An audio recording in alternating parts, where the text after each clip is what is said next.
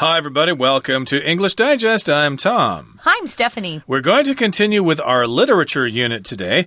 And our featured book, our featured novel is called The Perks of Being a Wallflower. And we summarized the novel for you in our program last time, but I don't believe we even mentioned the name of the author. We didn't. Yeah, his name is Stephen Chbosky. Maybe we did not mention his name because it's kind of difficult to pronounce. It's hard. I had to go watch a YouTube video of somebody interviewing him to figure out exactly how to say his name. But the interesting thing is that Stephen Chbosky not only wrote the novel, but he also directed the film Get out, really? of this actual novel. Wow. So, and we mentioned the film in our program last time. Who was in that? Emma Stone? Emma Watson. Emma Watson. That's a different Emma there. Yeah. And some other famous actors as well. Oh, young actors. He's a young guy. I'm looking at the novelist's photo. He's not an old guy at all. Okay, he's a young boy, so he can relate to all the issues of young people today.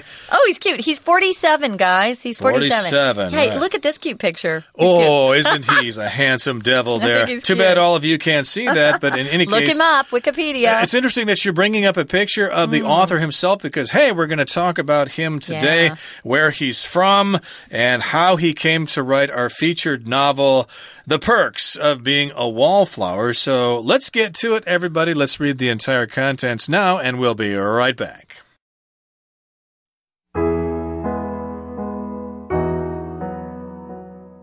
American author Stephen Chbosky was born and raised in a middle-class Catholic family in a suburb of Pittsburgh, Pennsylvania. The surroundings he grew up in were similar to the setting he created in The Perks of Being a Wallflower. In high school, Chbosky was influenced by the works of J.D. Salinger, F. Scott Fitzgerald, and Tennessee Williams. This motivated him to enroll in the University of Southern California's screenwriting program. After graduating from USC, he wrote, directed, and acted in a low-budget film. Meanwhile, Chbosky had been kicking some ideas around for a novel in his head for years. When he came up with the line, "I guess that's just one of the perks of being a wallflower," he felt he was onto something. His first novel, The Perks of Being a Wallflower, was released in 1999. Initially, it received mixed reviews. Some praised his writing and character development skills, while others criticized Chbosky for imitating J.D. Salinger's The Catcher in the Rye. Over time, the book gained a cult following as both teens and adults found they could relate to its subject matter. In 2012, he adapted his novel for the screen and directed the film. The movie starred Logan Lerman as Charlie and Emma Watson as Sam. Not only was the film a success, but it also reignited interest in the book from a new generation of readers. In an interview, Chbosky revealed that he was inspired to write the book after seeing an image of a teenager standing up in the back of a moving pickup truck with her hands raised. To him, it symbolized a rite of passage from adolescence to adulthood.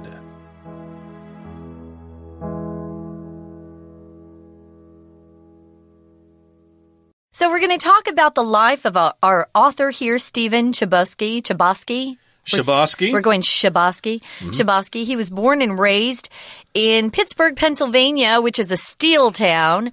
There's a lot of steel production there. Well, there used to be. Yeah, we lost a lot of that. It's coming back again, thank goodness. But middle class, they don't have a lot of money, but they're not poor. And Catholic is a religious family, so he was raised Catholic, and they were in a suburb or an outskirt. I would say the outskirts of Pittsburgh is the suburb. In America, except for New York, in America, usually all of the cities have buildings and stores, and then if you want to have a home, you go out to the suburbs and you build a home there. But of course, Taipei is very different. Taipei is more like New York City, where people live in apartment buildings and stores are on the first floor. And, yeah, it's a little different in the suburbs. Indeed. And, of course, this is in Pittsburgh, Pennsylvania, which is in western Pennsylvania. Philadelphia is in eastern Pennsylvania. And because the steel industry is no longer really operating in Pittsburgh, Pittsburgh actually is now quite a pleasant city to live in, but that's another subject. The surroundings he grew up in was similar to the setting he created in The Perks of Being a Wallflower. So, yes, these are surroundings here. Surroundings are the things that are around you. And also it refers not only to the things themselves, but the conditions as well, like where you go to school, the nature of the economy of the area, the climate of the area, etc.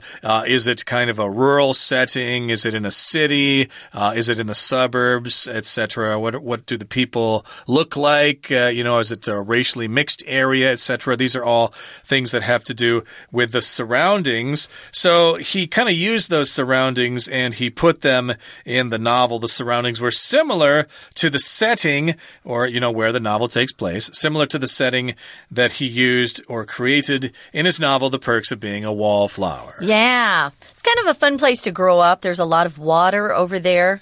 It is nice now, but aside from steel, they also would manufacture aluminum, glass, shipbuilding. It was a very, very industrial kind of city, but it is pretty. They have very good sports teams, so if you're into sports, that's a place you want to go as well. Yeah, the Steelers are always pretty good. The Pittsburgh Penguins, the hockey team. Pirates.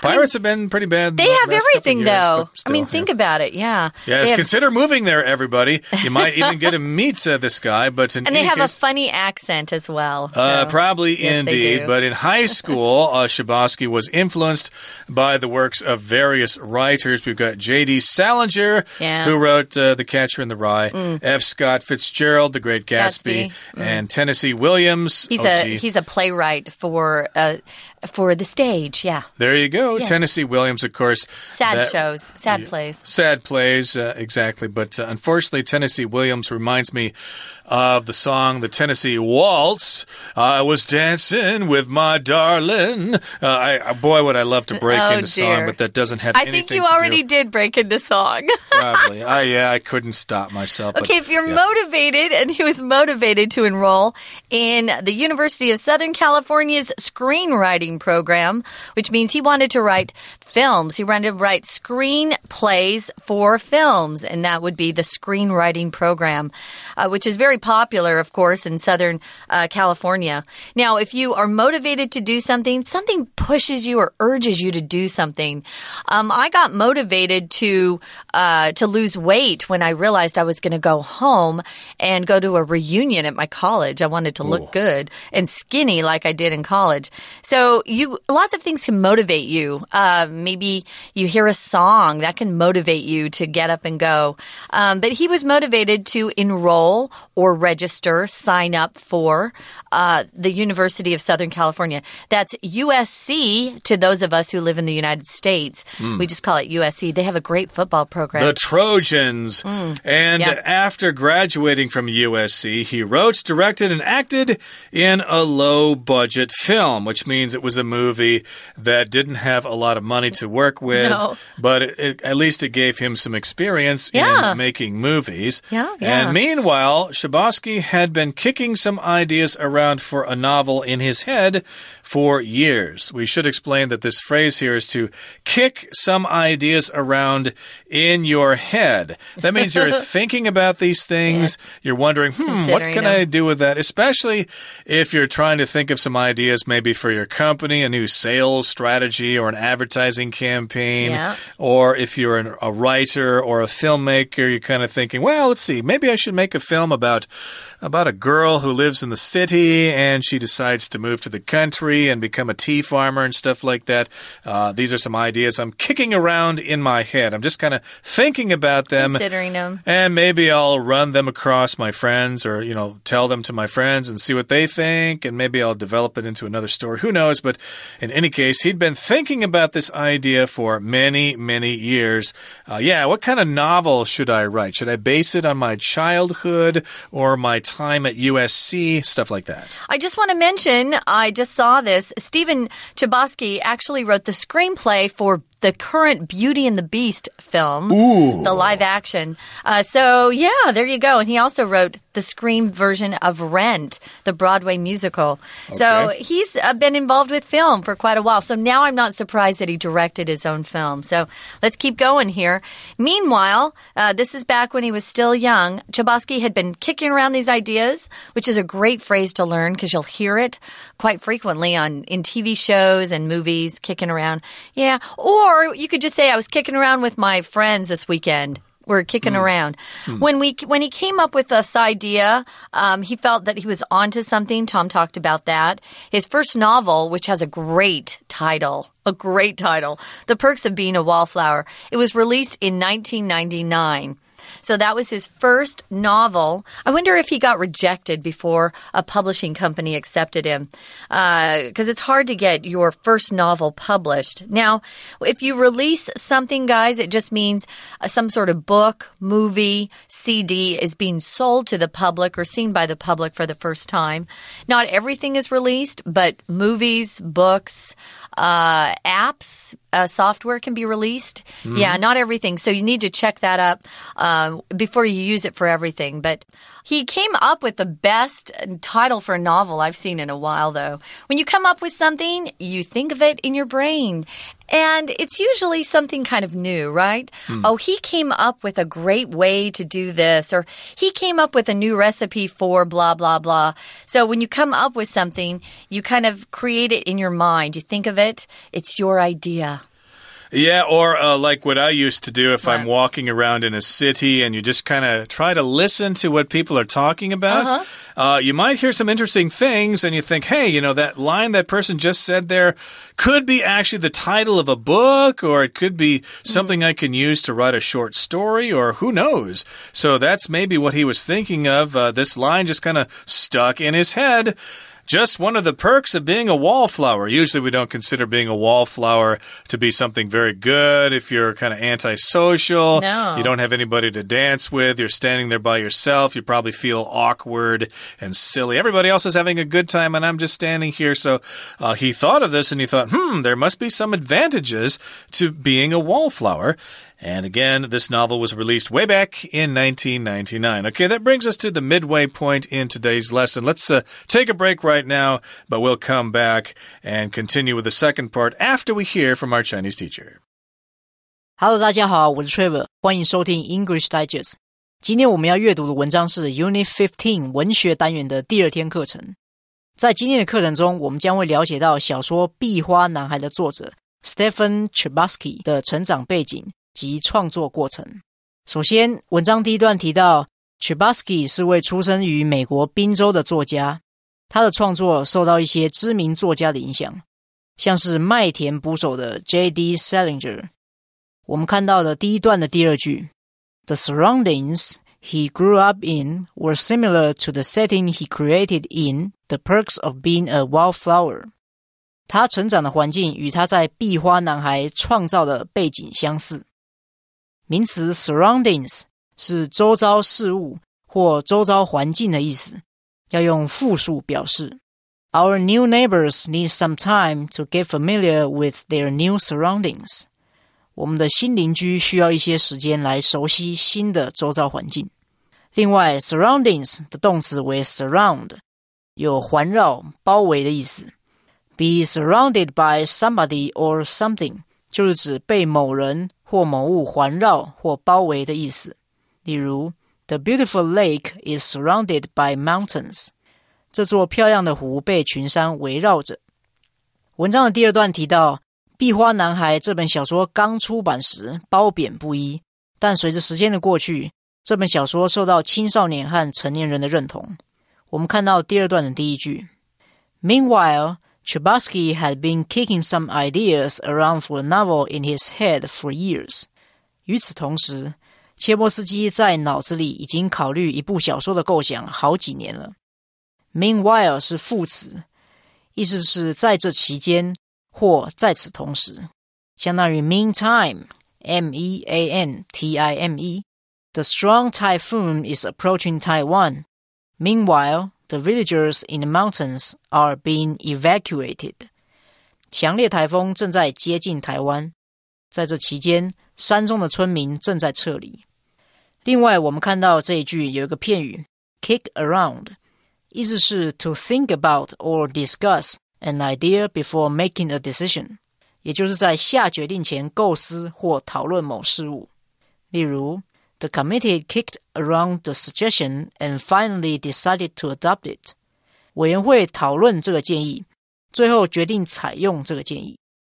此外 kick around 有漫无目的地闲逛的意思。例如 After having dinner, my friends and I decided to kick around the nearby park. 晚餐过后，我和朋友决定在附近的公园走走。如果我们说 kick somebody around，则是指 treat somebody very badly or unfairly， 粗暴地对待某人的意思。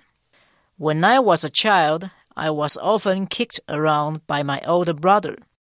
当我还是孩子的时候，我常被我哥欺负。We're going to take a quick break. Stay tuned. We'll be right back.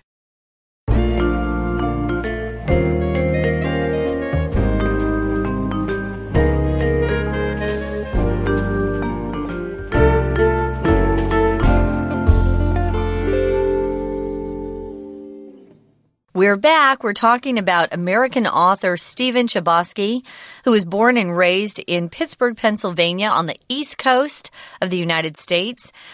He went to school, the USC, which is the University of Southern California, and worked in their screenwriting program. That's what he wanted to do. He wanted to be in Hollywood. He wanted to write films, maybe even direct. You know, just because you go to the screenwriting program doesn't mean you don't want to act or direct. Sometimes that's the only way in. It's hard to get into the directing program, I know. My old boyfriend got into that, actually. It's a great, great school if you're interested in film. Or even, I would say, the theater, but especially for film. So he was pretty successful after he graduated. He wrote, directed, and acted in a low-budget film. Didn't have a lot of money, but he was accepted into the Sundance Film Festival, which is Robert Redford's film festival. Kind of cool. And it's hard to get into that. So he has some talent, obviously. Meanwhile, he'd been thinking about some ideas for a novel. And we use that phrase, kicking around some ideas for a while. And he came up with this great line while he was writing that had to do with the perks of being a wallflower. And he felt like, this gave him a lot of inspiration, and it became the title for his first novel, which was then released or sold to the public in 1999. Okay, so it was released. It was open for sale. It was in bookstores. You could go check it out. He was probably on talk shows talking about his new novel, etc. Well, initially, it received mixed reviews. So, of course, when a movie comes out or a new album or a new book, you've got critics, and they're going to read it or listen to the CD or watch the movie, and then they're going to write a review. And in this particular case, it received mixed reviews. That means some critics liked it, some people didn't like it. They thought, well, it's really good, but on the other side, it's not so great. So that's kind of mixed reviews. Sometimes movies receive mixed reviews. Some critics really like it. They give it a thumbs up, and then other people just hated it. They give it a thumbs down. Like me when I saw that movie, The Suicide Squad. I didn't see it. I hated that movie, and I just walked out of the theater. I was so bored, but some people really liked it. So, it did. Yeah, it did well especially for the young kids. I thought the younger generation. Yeah, I didn't get it. I just thought it was a total snooze. But in any case, here initially at the beginning, this novel, The Perks of Being a Wallflower, got mixed reviews. Some praised his writing and character development skills, while others criticized Chbosky for imitating J.D. Salinger's The Catcher in the Rye. It's kind of a coming-of-age story.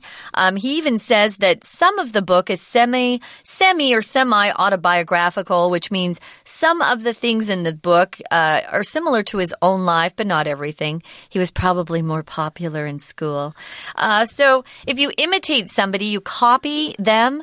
Here they're saying, oh, your style of writing is very similar to Salinger's, which isn't bad because Salinger is, a very famous author, and The Catcher in the Rye is a classic. Right. It's kind of bitter and cynical. I remember reading that book when I was in college, so maybe he was copying that style. So some criticized him for imitating that style. If you criticize someone, you just say, hey, you did that wrong. That's not right. You should correct yourself. You should say you're sorry. So they criticized him. He was imitating or copying his style in The Catcher in the Rye. So I guess you can read both books and decide for yourself that they're similar. Over time, the book gained a cult following, as both teens and adults found they could relate to its subject matter. And I guess that's the important part here. It got a cult following. We've mentioned the word cult in this month's programs at some point. And if you say something has a cult following, that means a certain segment of the population really likes this book. Not everybody, but a lot of people do. Some movies have cult followings, like Eraserhead, for example, or the Rocky Horror Picture Show. Those are movies that not everybody has seen, but they still have a certain number of fans that watch those movies over and over again. They have a cult following. So I guess this book had a cult following because they thought, hey, I can relate to the characters in this book. They're like me. I've seen people like that. I've known people like that. It's like telling my own story, so I really want to read this book. I can relate to it. That means you really understand that thing. It has something to do with you. Yeah. It's nice when you can find movies and books that you relate to. It's even better when you can find friends that you can relate to or relate with. So he found that teens and adults really found that they could understand the subject matter, the material of the book.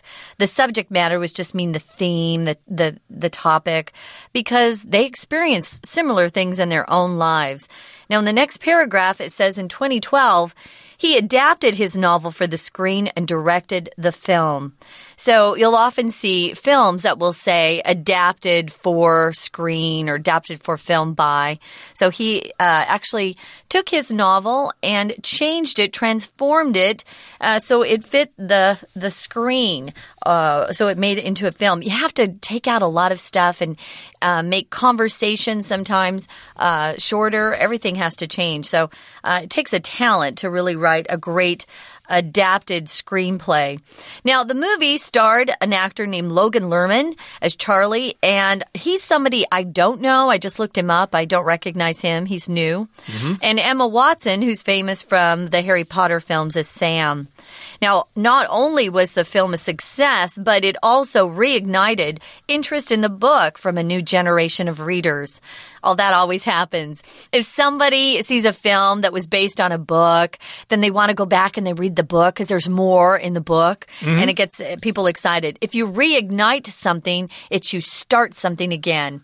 It's almost like a fire that's died down, and then you take a match and you get it started again. You get some excitement going. Yeah, to ignite means to start a fire, basically, for something to catch fire. So to reignite means it starts burning again.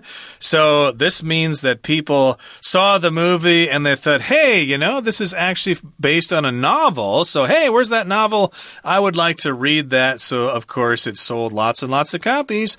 And a new generation of readers got to read that book. Remember, the book first came out way back in 1999. So the movie came out in 2012. So we got a new generation of young people who would like to read that book too. Now, in an interview, Schabowski revealed that he was inspired to write the book after seeing an image of a teenager standing up in the back of a moving pickup truck with her hands raised. Interesting.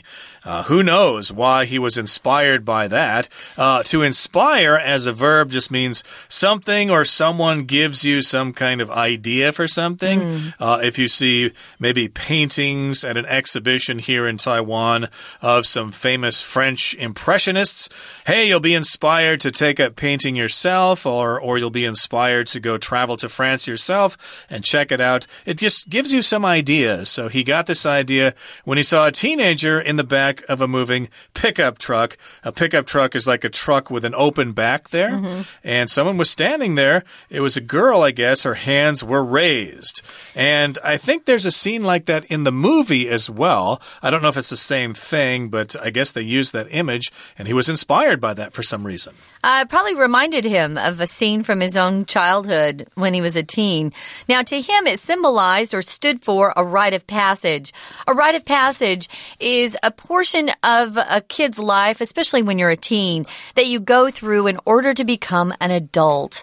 And so this is really a coming-of-age book, and we're talking about a rite of passage from adolescence to adulthood. So your adolescence would be your teen years, and adulthood is after you're 21, of course. So it's been very popular. It's been a year on the New York Times bestseller list, and it's been published in 31 languages. Ooba dooba. You gotta check it out. You can read it in Chinese if you're not interested in reading the original English, but hey, y'all are good enough to do that, so check it out. Okay, that brings us to the end of our lesson for today.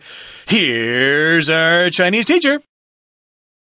我们接着看到第二段的倒数第二句。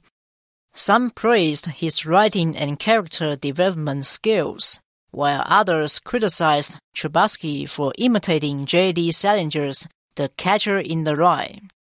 有些人称赞他的文笔与角色发展技巧，而有些人则批评他模仿 J.D. 沙林杰的麦田捕手。连接词 while 可以用来表示两个句子在文意上的对比，放在句首时有虽然的意思。例如 While I like the design of the dress, I don't like the texture of it. 虽然我喜欢这件洋装的设计，但我不喜欢它的质地。While 放在句中时则有然而的意思，相当于 whereas, whereas. 例如 Some people enjoy classical music, while some find it quite boring. 有些人喜欢古典乐，然而有些人觉得古典乐很无聊。文章的最后一段提到壁花男孩最后被改编成电影并大受欢迎。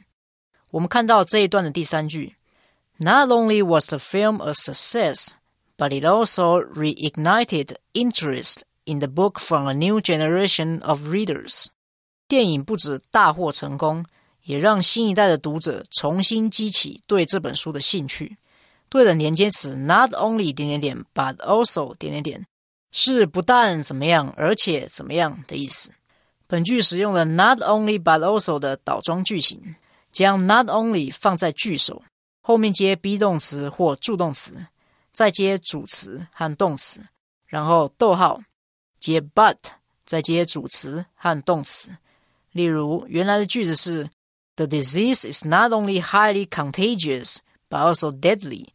这个疾病不但具有高度传染性，而且还会致命。倒装后就变成 Not only is the disease highly contagious, but it is also deadly. 以上就是今天的课程，谢谢收听。That's all the time we have for today, but please join us again next time when we talk about some of the ideas and themes in our featured novel, The Perks of Being a Wallflower. Make sure you join us then. From all of us here at English Digest, I'm Tom. I'm Stephanie. Goodbye. See ya.